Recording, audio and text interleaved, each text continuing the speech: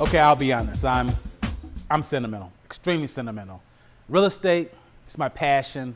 I love it. It's in my blood. People ask me, how did I get involved in real estate? It wasn't all that exciting. My father was a real estate man. He loved real estate. He used to say, Anthony, one day you're going to own these houses. As a matter of fact, when I was a kid, when I got in trouble, I used to have to go to those houses and clean them, cut the grass. He would always say, Anthony, one day you're going to own these houses. They're going to be your houses. And I used to look at my sister and laugh and like, who wants this junk? You know, it's a headache. I couldn't be bothered with this. And I would get in trouble sometime, maybe homework I didn't do or something around the house I didn't do, and say, okay, Anthony, you got to go over to that house over there. You got to clean it. You got to cut the grass. You got to do some things to it. So I think from there, I got real estate in my blood, because whenever I went to the house with my father, that's all he talked about was passive income, how you can make money, how real estate is so important for families, how real estate is just dynamic, and that one day he's going to retire from his job and own all these houses. And I used to roll my eyes like, yeah, Dad's talking again. And I would never forget, he came home from work one day and he said, hey, I'm retiring. And he was so excited. To me, he was old, but he was in his 40s. You know, I thought, back then I thought, 40s was, an old person. And I was like, yeah, it's about time you retire. He's like, listen, I got this real estate. I got it going. I've got 20 properties now. And I guess he was kind of sentimental as I think about it. He shared his story with me. And of course, I sat there and I rolled my eyes. So real estate is in my blood. So when I grew up, I became a young man. I got in the market. I really couldn't find a job anywhere. I started my family really young. I was 18 when I had my daughter and 19 when I had my son. So I had to really start making a living right away. I don't know, what is a kid to do that's 18 years old and don't have a job? Real estate. So you might as well say from the time I was 18 years old, I've had this passion and love for real estate. Real estate has just been a wonderful, wonderful thing in my life. And I share it, and I really do believe that it is the American dream, because people who own houses do things with their lives. They raise families. It's a tangible investment. I know you're hearing a lot of awful things right now about real estate, but I love real estate. It's like, hey, it's the best investment out there. You get to walk in your investment, your home, kiss your kids goodnight, kiss your wife, cut the grass, paint the house, and it goes up in value. Well, I know what you think. It's appreciating. Well, if you just go with me here for just a little bit and just think about why it's the best time right now to buy real estate. It's cheap. It's affordable for everyone. It's kind of like a level playing field. If you got the right mind, the right vision, you can accumulate real estate. We're going to talk later on about what you should do credit-wise, job-wise, how long you need to be on your job, how much money you need to put down to be able to purchase that house. What got me started on my own, to start my own company, and I ended up growing this company to be the #1 company in Michigan. The #1 company. We got Mortgage Broker of the Year, all kinds of awards, because we are passionate about real estate. I worked for a local bank one time, and sitting at this bank at my job, I'm all excited, got a little cubicle, a little desk, and a lady walked in, and it was my turn to have the customer. So if you're in sales, you look on the board, you look at everybody's numbers on the board, and you say, hey, this guy took 10 apps last week, I've got 2, and this lady walked in, it was my turn. She walked in, she sat at my desk, had my pen and my blue suit on, and I remember, and she said to me, I want to buy a house. And I was ecstatic. I was like, great. And I had my chest put out because I knew I was going to have my numbers for that month. And she said, yeah, I want to put the house on layaway. And when she said it, it was like, she said it in slow motion.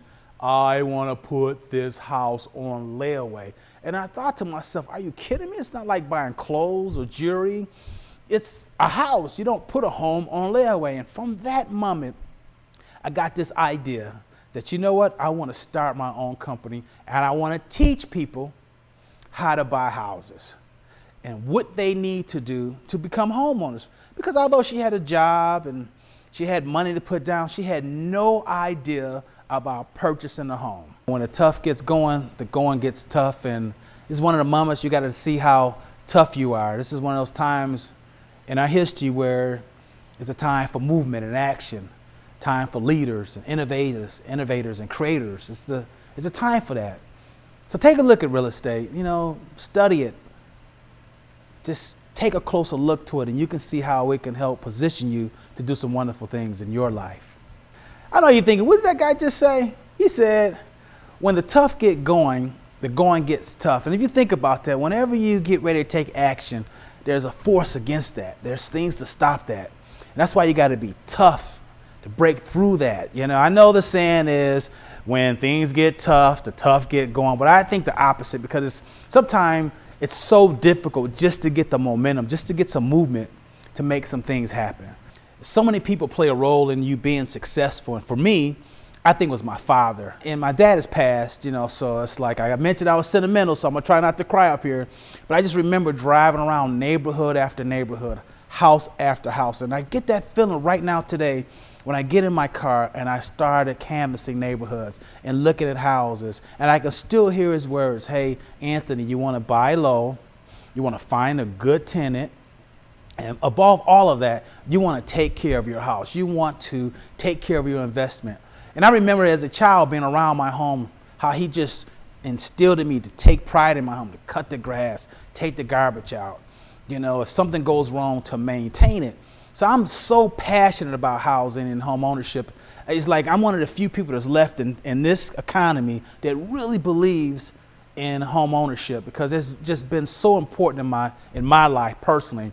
I remember the first house that I bought, my wife and I, it was a starter home. It wasn't nothing special. We were just happy that we had different bedrooms for our kids, And I remember going in that house and fixing it and cutting the grass. And I had these lofty, lofty plans about our first home.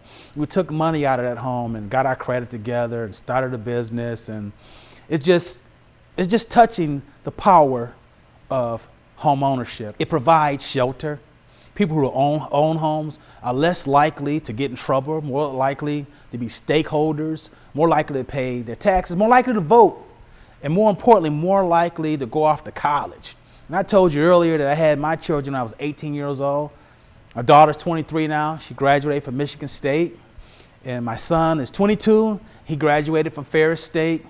And I put all that to that first house, that real estate is like powerful. So when you're thinking about investing, when you're thinking about buying, think about what I'm telling you, the intangibles to that investment and all the things that it does in this community. So moving along, I went to my father, went back to him. I said, Dad, I want to start my own business. He was like, what do you want to do? Now, my father was blue collar.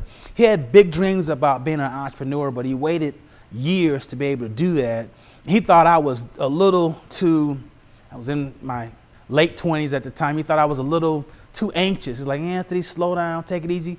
Work for a company. He was an old-fashioned kind of guy. Get your foot in the door and grow up and go back to college. But I was like, Dad, I really got this idea. I want to start my own company, and I want to teach people how to buy houses, how to get a mortgage. And I would talk to him over and over and over. And one day he gave me $10,000 to start my own company. And I'm going to share a story with you. I took that $10,000 investment and I grew it to where we were doing $250 million in mortgages that we closed. $250 million. We're so profitable and doing so well that we gave homes away at Christmas. Every Christmas for the last 10 years, I gave a house away to a family in need. You may have seen it on CNN News or Fox News. National coverage. My father was so proud of me. But he got sick. And it's the sad, good story of real estate. He got sick, got cancer. And he was so proud of his son, the same son that he was disappointed with, who had a child at 18 and a child at 19. He was so proud of me. And I have real estate to thank for that. And he got sick, got cancer, and I remember paying his bills, taking care of him, paying his mortgage on his house. And he said to me, it's like, son, I am so thankful that I have a son like you, a son to take care of me, that look after me, that I'm getting older and I'm sick. And I had a tear in my eye thinking like, wow, I thank you, Dad, for giving me that money to start my business. You invested in me, you believed in me. He was like, I always told you to never give up on real estate, to always believe in real estate, and I'm very proud of you, son. 2 weeks later, I lost my dad. So real estate to me it's a passion, and I want it to be a passion for you.